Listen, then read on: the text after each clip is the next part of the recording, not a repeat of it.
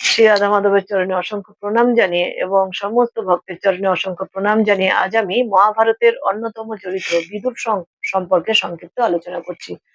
হস্তিনাপুরের রাজা শান্তনুর পুত্র বিচিত্র বীর্যের দুই স্ত্রী অম্বিকা এবং অম্বালিকার গর্ভে ধৃতরাষ্ট্র এবং পাণ্ডুর জন্ম হয়। অম্বিকার এক দাসীর গর্ভে ব্যাসদেবের ঔরসে জন্মগ্রহণ করেন বিদুর। তিনি হচ্ছেন যমরাজের অবতার।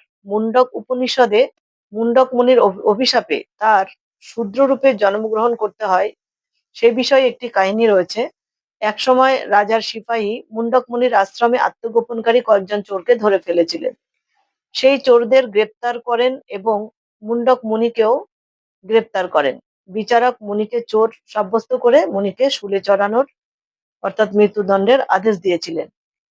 মুনিকে যখন শুলে চড়ানো হচ্ছিল তখন সেই সংবাদ রাজার কাছে পৌঁছায় এবং রাজা একজন মহান মুনি বলে জানতে পেরে তৎক্ষণাৎ সেই দণ্ড প্রত্যাহার করে নিলেন এবং মুনির কাছে ক্ষমা চাইলেন। তৎক্ষণাৎ মুনি জীবের ভাগ্য নিয়ন্ত্রণকারী যমরাজের কাছে যান এবং মুনির প্রশ্নের উত্তরে যমরাজ বলেন, মুনি তার পূর্ব জন্মের কৃত কোনো পাপের ফলই ভোগ করতে চলেছিল। কারণ মুনি তার শৈশবে তীক্ষ্ণ তৃণের দ্বারা একটি পতঙ্গকে বিদীর্ণ করেছিলেন এবং তার ফলে এই দণ্ড ভোগ করার উপক্রম হয়েছে। একথা শুনে মুনি মনে করেছিলেন শৈশবের অজ্ঞানতা বশত এই স্বল্প অপরাধের ফলে এই গুরুদণ্ড দেওয়া যমরাজের পক্ষে পুরোপুরি অন্যায় কাজ হচ্ছে। তাই তিনি যমরাজকে অভিশাপ দিলেন, তাকে শূদ্র হয়ে জন্মগ্রহণ করতে হবে। ধৃতরাষ্ট্র এবং পাণ্ডুর শূদ্র ভ্রাতা বিদুর হচ্ছেন যমরাজের এই শূদ্ররূপী অবতার। ভীষ্মদেব কুরুবংশের এই শূদ্র সন্তানটিকে তার অন্যান্য ভ্রাতুষ্পুত্রদের সাথে সমভাবে প্রতিপালন করেছিলেন। যথাসময়ে বিদুর এক কন্যার পানি গ্রহণ করেন। সেই কন্যাটিও শূদ্রাণীর গর্ভে ব্রাহ্মণের ঔরসে জন্মগ্রহণ করেছিল। বিদুর যদিও তার পিতার রাজ্য লাভ করেননি, কিন্তু তবুও তার জ্যেষ্ঠ ভ্রাতা ধৃতরাষ্ট্র তাকে যথেষ্ট ধন সম্পত্তি দান করেছিলেন। বিদুর তার জ্যেষ্ঠ ভ্রাতার প্রতি বিশেষ অনুরক্ত ছিলেন এবং সবসময় তিনি তাকে সৎ পথে পরিচালিত করার চেষ্টা করতেন। ভ্রাতৃঘাতী কুরুক্ষেত্র যুদ্ধের প্রাক্কালে বিদুর পাণ্ডুপুত্রদের প্রতি ন্যায্য বিচার করার জন্য তার জ্যেষ্ঠ ভ্রাতাকে বারবার অনুরোধ করেছিলেন, কিন্তু দুর্যোধন তার পিতৃব্যের এই ধরনের চেষ্টা কিছুতেই পছন্দ করেননি। তাই সে বিদুরকে কার্যত অপমানই করেছিলেন। তার ফলে বিদুর গৃহত্যাগ করে তীর্থ পর্যটনে বেরিয়ে যান এবং মহর্ষি মৈত্রেয়ের কাছে পরমার্থ বিষয়ক উপদেশ লাভ করেন।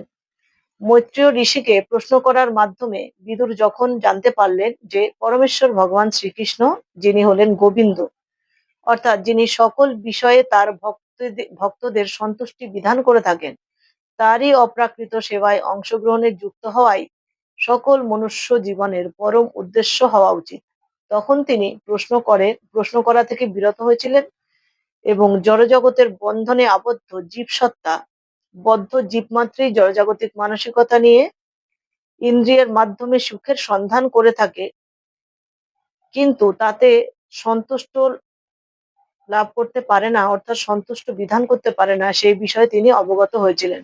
সে তখন প্রয়োগলব্ধ দার্শনিক মনোধর্ম প্রসূত পদ্ধতি ও জল্পনা কল্পনার মাধ্যমে পরম সত্যের অনুসন্ধান করতে থাকে, কিন্তু চরম লক্ষ্য এই জড়জগতের মানুষ কখনোই খুঁজে পায় না।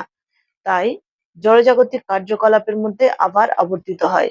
এই ধরনের জনকল্যাণকর এবং পরহিতবতী কর্মকাণ্ডে প্রবৃত্ত হবে, সেই সবকিছুই তার সন্তুষ্টি বিধানে ব্যর্থ হয়, অর্থাৎ কোনো জনহিতকর কার্যকলাপ তিনি করতে পারেন না।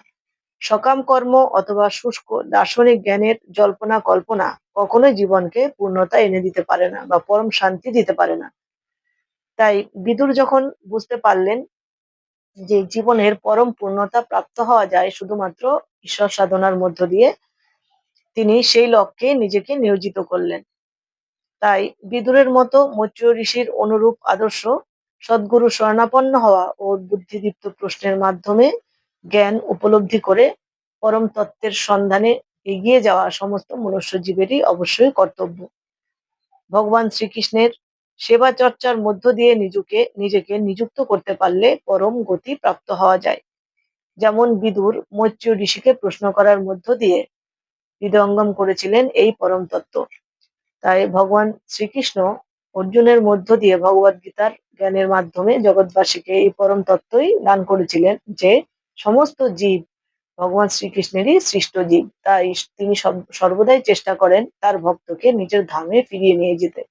কিন্তু এই জগতে জন্মগ্রহণ করে জীব ঈশ্বরকে ভুলে যায়। তাই জড়জাগতিক সুখ লাভের প্রত্যাশী হয়ে কর্ম করতে করতে একসময় জড়জাগতিক মোহ বন্ধনে আবদ্ধ হয়ে পড়ে। তাই ভগবান বলেছেন, আত্মতত্ত্ব জ্ঞান লাভের মধ্য দিয়ে জীবন পথে এগিয়ে স্বধর্ম পালনের মধ্য দিয়ে ঈশ্বর সন্ধানে ব্রতী হতে পারলে সে নিশ্চয়ই ভগবানের পরম ধামে অনায়াসে পৌঁছে যেতে পারবে। তাই শ্রী চৈতন্য মহাপ্রভু কলিযুগে হরিনাম সংকীর্তন প্রচার করে গিয়েছেন। হরিনাম সংকীর্তন করলে, নাম সংকীর্তন যোগ্য অনুষ্ঠানে নিজেকে সামিল করতে পারলে অতি সহজেই ভগবত ধামে পৌঁছানো যাবে। নমস্কার, দেখা হবে পরবর্তী ভিডিওতে। আজ ভিডিওটি এ পর্যন্তই। সকলে ভালো থাকবেন।